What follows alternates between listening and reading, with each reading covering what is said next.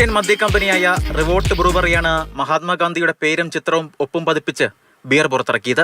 Russian കമ്പനിയുടെ നീക്കത്തിനെതിരെ സമൂഹ മാധ്യമങ്ങളിൽ വലിയ പ്രതിഷേധമാണ് ഉയരുന്നത്. ഇതിന് പിന്നാലെയാണ് പാലാ കേന്ദ്രീകരിച്ച് പ്രവർത്തിക്കുന്ന മഹാത്മാഗാന്ധി നാഷണൽ ഫൗണ്ടേഷൻ പരാതിയുമായി രംഗത്തെത്തിയത്. ജീവിതത്തിലുടനീളം മദ്യവിരുദ്ധ നിലപാടുകൾ സ്വീകരിച്ച ഗാന്ധിജിയെ അവഹേളിക്കുന്നതാണ് റഷ്യൻ സമീപനമെന്നാണ് വിമർശനം. റഷ്യൻ എംബസിക്ക് പരാതിയും നൽകി.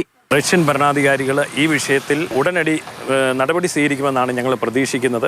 ഇല്ലെങ്കിൽ നമ്മൾ കൃത്യമായിട്ട് അവരോട് ആവശ്യപ്പെട്ടിട്ടുണ്ട്. നടപടി സ്വീകരിച്ചില്ലെങ്കിൽ റഷ്യയുടെ കോൺസുലേറ്റുകൾക്ക് മുമ്പിൽ നമ്മുടെ ഗാന്ധിജി പഠിപ്പിച്ചു തന്ന സത്യാഗ്രഹ സമരം എന്ന നിലയിൽ അഹിംസ രീതിയിലുള്ള സമരം നടത്താൻ ഞങ്ങൾ തീരുമാനിച്ചിട്ടുണ്ട്. 2019 ഇസ്രായേലിലെയും ചെക്ക് റിപ്പബ്ലിക്കിലെയും മദ്യ കമ്പനികൾ ഗാന്ധിജിയുടെ ചിത്രം പതിപ്പിച്ച മദ്യം പുറത്തിറക്കിയിരുന്നു. അന്നും മഹാത്മാഗാന്ധി നാഷണൽ ഫൗണ്ടേഷൻ പരാതി ഉയർത്തിയിരുന്നു. ഒടുവിൽ ഇന്ത്യയുടെ എതിർപ്പിനെ തുടർന്ന് അവ പിൻവലിക്കുകയും രണ്ട് രാജ്യങ്ങളും മാപ്പ് പറയുകയും ചെയ്തു. മാതൃഭൂമി ന്യൂസ്, കോട്ടയം.